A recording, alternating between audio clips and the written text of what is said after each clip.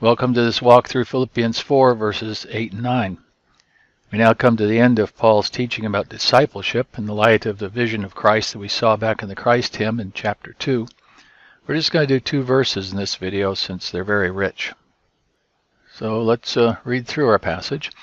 Ta loipon adelphoi, hosa estin alethe, hosa semna, hosa dikaya, hosa hagna, hosa prosphile, hosa euphema, etis arete kai etis epainos, tauto logizeste, ha kai emathete kai paralabate kai ekusete kai edete enemoi, tauta brasete, kai hatha ostes erenes estai methumon. In order to understand the flow of thought in these sentences, let's go ahead and take a look at the map. So you see all these hosa clauses are all then pulled together afterwards with tauta. And so they all precede it, and then we have our main verb. And we've got 2 conditional clauses as well. So ta loipon, finally. That could be the conclusion of the letter, but here it's not the conclusion of the letter, but rather the conclusion of this theme of discipleship. And Paul's going to continue to model discipleship in the rest of the letter as he goes on to discuss his relationship with the Philippians and the contribution they've made to him. So ta loipon adelphoi, hosa estin alethe. Hosos is whoever or whatever or everything that or all that. So all that is alethe, true. Now, hosa is a neuter, and alethe looks like it's a feminine nominative singular, but this is from a third declension pattern, so let's look at that. So a little review of this bit of morphology. Here we have a 2-termination adjective. In other words, one form goes for both masculine and feminine here, then one for the neuter. And these have stems that shift between an epsilon sigma and an epsilon. And so the particular form in our text is down here in the neuter plural. So you see it's the common alpha ending, but it's been contracted with the epsilon stem ending. So you end up with those forms. Same thing over here, since alpha here is the third declension accusative singular. So our first description here is whatever is true, or some lexicons suggest real and genuine. Whatever is semna, worthy of respect or honorable or venerable. Dikaya, whatever is upright or just. Hagna, that which is pure or holy. Danker in his concise lexicon says this was originally used in the cultic setting, but in the New Testament it extends to involve purity and moral excellence. Then we get 2 words that are not common in biblical language, but were common in the culture. Prosphile, this is from prosphiles s. So we have another word with the same pattern that we saw, alethes, alethes. And so again we have the ending down here in the neuter plural. In the large lexicon by Montanari, the Brill Dictionary of Ancient Greek, he gives glosses for this word like friendly, kind-spirited, well-disposed, and then in the passive sense it means to be loved or dear, and then of things, pleasing or welcome. So that which is pleasing or agreeable or lovable, all those are possible glosses. And then hosa euphema, another word not used often in the biblical context. It can mean kind and favorable and benevolent. Etymologically, it means well-sounding, as you can see from the epsilon upsilon on the front and then the phema. So well-sounding or well-speaking. It's an active idea, so the translation commendable is not exactly along the right line, although it's not bad as a translation.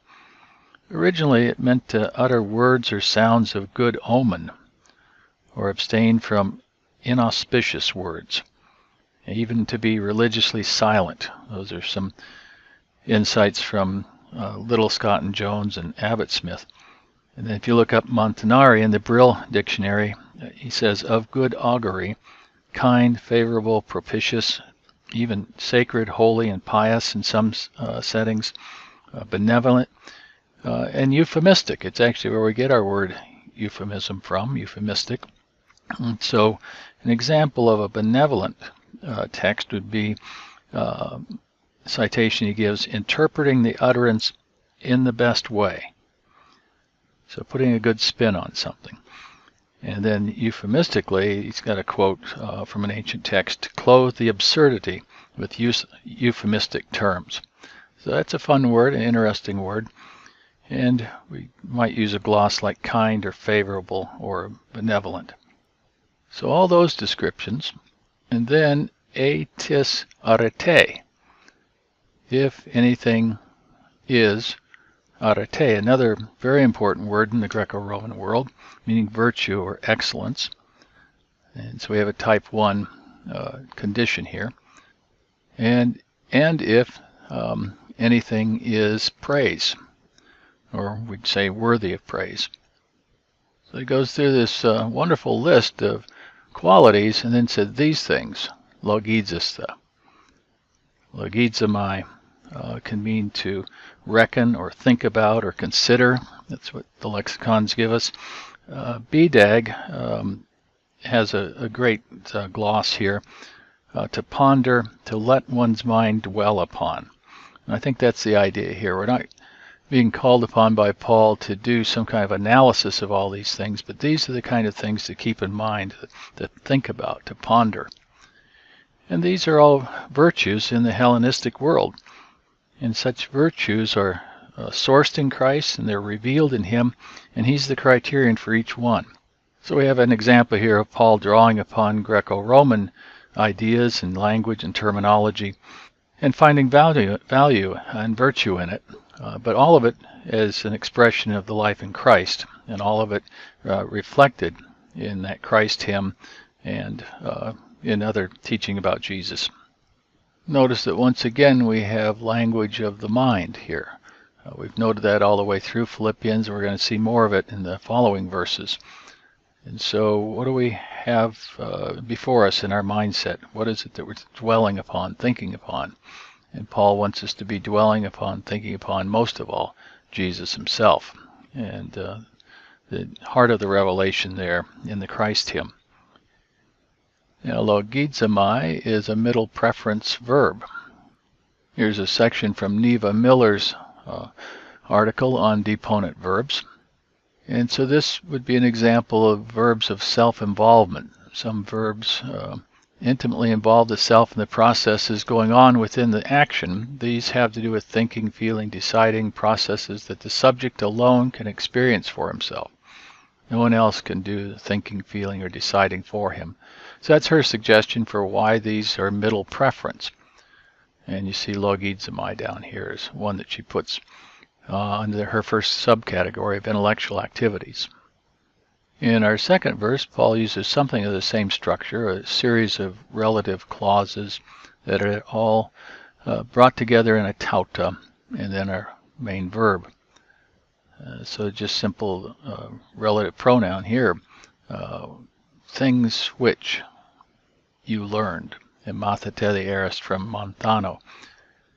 This kai could be assensive. Something like, indeed, the things which you learned and received and heard and saw in me. Or it could be the beginning of a kai construction.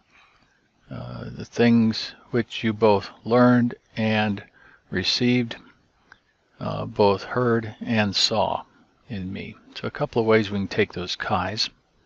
Some commentators point out that the first two would be Paul's teaching, and then the second two, Paul's example. And there may be something to that. The word paralabite from paralambano, that's a word that's often used in the sense of passing on of tradition. So what you learned and what you received as I passed it on to you, and then what you heard and saw in me. And I've linked all four of these to the anomoi, but it may just be the second two. that you heard and saw in me, or maybe even just the last one. So there's ambiguity as to what anemoi is modifying here. So these things do, prosete, probably an iterative sense there of the present imperative, keep doing. And then our sentence concludes, kai ho theos tes reines estai meth humon, and the God of peace will be with you all. This kai here could be used for result, and as a result of all this, if you do this, if you set your mind in these ways and do these things, the result is the God of peace will be with you. BDAG 1b zeta for that use of kai. The God of peace could be source, like the product, or possession, or both. So we heard earlier about the peace of God. Now we have the God of peace. Because what we need most is to have God Himself with us and to be with Him, which we have now in Christ. All the way through the letter, Paul has been commending the attitude of joy. And so peace and joy, all these are possible for the apostle there in prison, and for the Philippians with their own challenges in their culture and within their community, because of the presence of God. So both what we let our minds dwell upon, and then what we actually do to receive what has been offered to us, will determine whether we can actually experience that joy and that peace.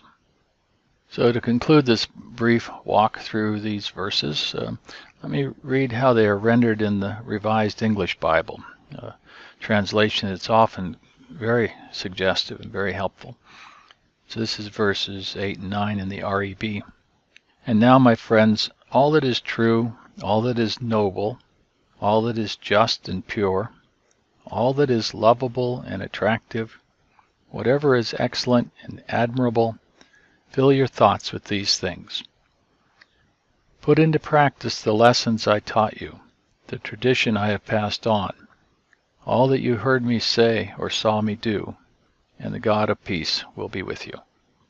So that concludes Paul's explicit teaching about discipleship.